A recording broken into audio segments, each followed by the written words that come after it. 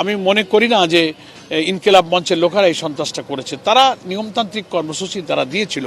একেবারে tear shell লাঠিচার্জ পর্যায়ে না যাওয়াটার মধ্যেই আমার মনে হয় ইলেকশনকে সামনে রেখে সিচুয়েশনটা ডেটোরেট করতে না, এটা ওয়াইজ হতো। উচিত ছিল পুলিশের তাদের সাথে আলোচনায় সমঝোতায় তাদেরকে সংযত নিবৃত্ত রেখে জিনিসটাকে মীমাংসা করা।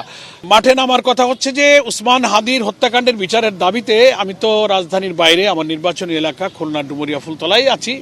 আমরা গণমাধ্যমে দেখেছি যে তারা কিছু কর্মসূচি পালন করছিল, সেখানে যমুনা মুখী তাদের কর্মসূচি দিতে বাধা দেওয়ার কারণে সেখানে একটা উত্তেজনা, সেখানে পুলিশের সঙ্গে তাদের সংঘাত, সেখানে সম্ভবত টিয়ার সেল নিক্ষেপ হয়েছে।